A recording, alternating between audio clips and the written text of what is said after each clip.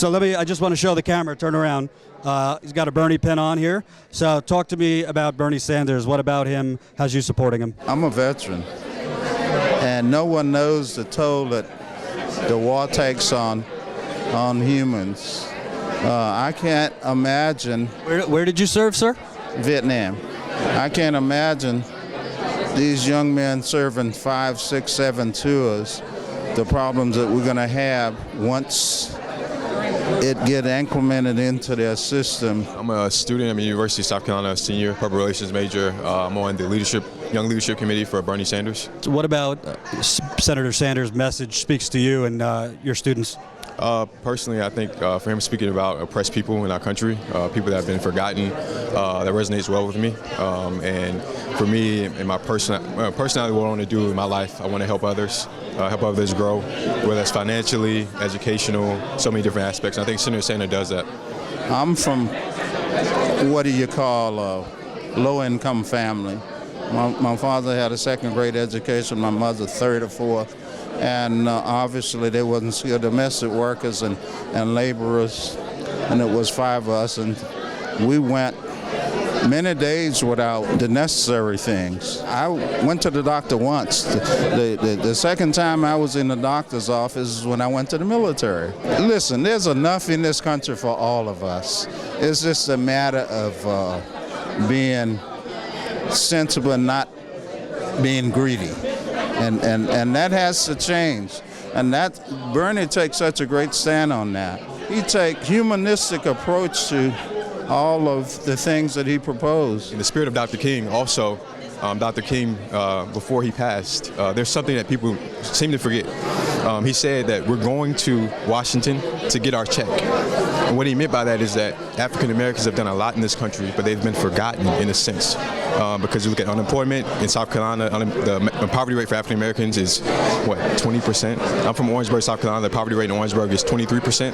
That's terrible. That's unacceptable. And I believe that something has to be done for it. Yeah. How do you respond to, these Republicans like to talk about the takers and, African Americans, minorities who just love to take food stamps and not work? Do you think there's any validity to that, or is that just Republicans essentially when they are giving tax breaks to wealthy people and blaming poor people? Well, you look at history, hasn't a lot of stuff been taken away from African Americans? So who's really taking? Let's be real about that. And you look at African Americans, food stamps, things of that sort, they're not taking. They're getting what they need to survive daily basis. That's not taking. That's what we should do as a country to provide for others that need help. 2 or 3% of the people on 90% of the wealth in this country.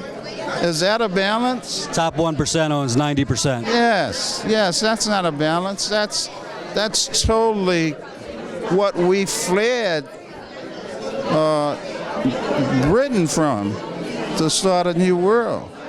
And you think there's tyranny going on? Oh, no question about it. Average worker with minimum wage make $9,000 a year. Federal tax, state tax, Social Security, you take that away, what do you have to live on? Absolutely nothing. So I'll never forget my first time interaction with Senator Sanders. Sitting in a room, I was the youngest person in the room. I was reminded of the story that James Baldwin told when he was meeting Robert Kennedy. There was this young African-American protester that was in the room.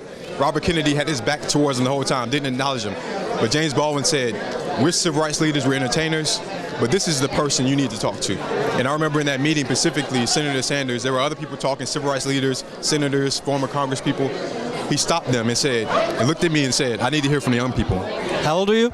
I'm 21 years old. He wanted to hear from the young people. He allowed me to speak for 15 minutes in regards to certain policy ideas.